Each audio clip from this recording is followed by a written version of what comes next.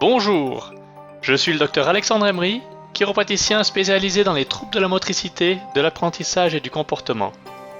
Bienvenue dans cette première partie de la série de vidéos que j'ai le plaisir de vous présenter pour libérer l'intelligence de l'enfant. J'aimerais commencer par une citation du Dalai Lama qui dit qu'il n'y a personne qui soit né sous une mauvaise étoile, il n'y a que des gens qui ne savent pas lire le ciel.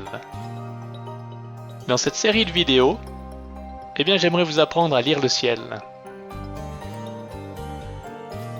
Le problème de nos jours, c'est que le nombre d'enfants qui ont des problèmes à l'école est en augmentation, que ce soit au niveau de l'apprentissage ou du comportement. De plus en plus d'enfants sont en surpoids, les enfants bougent de moins en moins. Mais ça va aussi plus loin.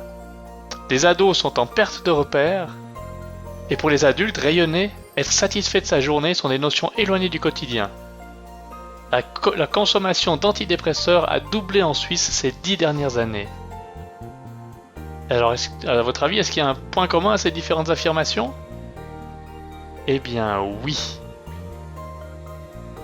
Chaque affirmation nous indique que le fonctionnement du système nerveux ne se fait pas de manière optimale. Chaque affirmation nous indique que la compréhension des clés pour réussir sa vie est manquante. À quoi ressemble un enfant, à votre avis, dont le système nerveux ne fonctionne pas en pleine capacité? Eh bien, cet enfant peut être maladroit, tombe tout le temps, casse tout. Il peut présenter des problèmes de lecture, d'écriture. Il peut avoir des problèmes de compréhension de texte, un manque de concentration, anxiété. Il peut montrer des signes de dyslexie. Il peut aussi faire bien les devoirs à la maison, mais tout oublier à l'école. Ou être incapable de rester tranquille. Ou même, ça peut être un enfant qui fait pipi au lit. Selon les parents, il est simplement pas motivé à travailler. C'est un paresseux. Il n'arrête pas de bouger tout le temps. Ah, ça irait mieux s'il se donnait de la peine. Quand il veut, il peut. C'est dans sa tête. Il n'aime pas l'école, vous savez. Et en fait, maintenant que j'y pense, quand on dit qu'on n'aime pas l'école, ça vient toujours après j'y arrive pas. C'est parce que j'y arrive pas, mais que je ne veux pas l'avouer. Tout le monde me dit que je pourrais le faire si je mettais du mien. Mais si j'étais moins paresseux. Mais moi, j'y arrive pas. Donc, je prends l'excuse qui me laisse le plus en paix. J'aime pas l'école. Ça peut être aussi un enfant qui est tout le temps dans la lune, ou qui fait tout juste à la maison, et 15 fautes à l'école. Il n'y met vraiment pas du sien. Ma vision d'ensemble de l'enfant, pour la résumer, c'est comme si vous mettiez un éléphant dans une salle, sans lumière, et que vous demandez à 3 personnes d'entrer et de décrire l'animal qui s'y trouve. Le premier, il arrive sur une jambe. Bon, il va décrire l'animal comme étant un solide cylindre à la peau rugueuse qui est vraiment ancrée dans le sol. Le deuxième, il arrive sur la queue de l'éléphant. Bon, il va décrire un animal comme étant une mince corde suspendue avec des poils au bout et qui bouge beaucoup dans l'air. Et le troisième, il arrive sur la trompe. Il va décrire l'animal comme étant de nature souple et puissante, avec un certain degré d'humidité au bout. Vous pouvez voir que personne n'a tort. Ils ont tous raison quelque part, mais ils n'ont pas la vision intégrale, la vision globale. Et mon but, c'est de vous amener à cette vision globale vers l'enfant. Alors, appliquer à l'enfant, ça donne quoi? Eh bien, je vais vous parler un peu d'une carte. Une carte de la réussite, une carte pour voir l'enfant ou l'adulte d'une façon vraiment intégrale, d'une façon complète. Dans cette carte, on va diviser le monde en 4 parties.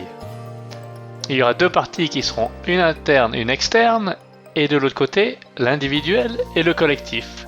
Ce qui va nous donner le je, la subjectivité, le ça, l'objectivité, le c'est, l'interobjectivité, et le nous, intersubjectivité.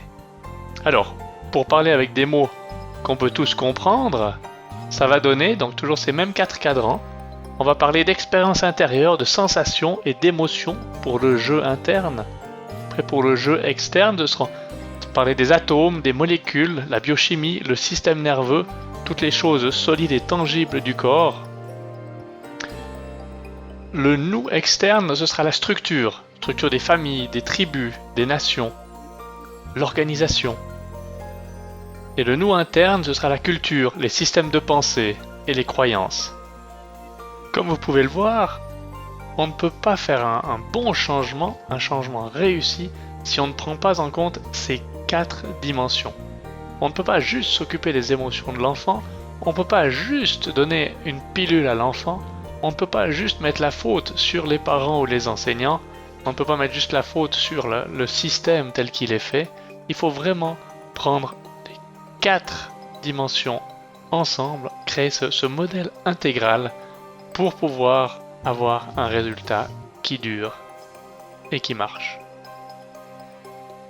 Et en fait, j'ai adapté ce modèle-là pour le travailler avec les enfants au cabinet. Et alors là, pour travailler sur ces 4 cadrans, on aura d'un côté la chiropratique, une meilleure prise de conscience de soi, gestion des émotions pour travailler le jeu interne, les changements alimentaires, l'école du mouvement, c'est des exercices que j'ai créés pour les enfants qui vont permettre de travailler sur le jeu externe. Et puis après, le système social, les règles établies, adapter l'environnement pour le nous externe et pour le nous interne, les interactions avec la famille, le rôle des parents, des enseignants, la culture de l'éducation et les croyances. Dans les prochaines vidéos, je vais décortiquer un peu plus dans le détail ces 4 cadrans de la réussite. Voilà, j'espère que cette vidéo vous a plu. Utilisez les commentaires plus bas pour me poser des questions, j'y répondrai avec plaisir. Partagez cette vidéo avec vos amis et qui sait, vous contribuerez peut-être à aider un enfant ou une famille qui, sans vous, n'aurait pas eu accès à cette information. Merci beaucoup.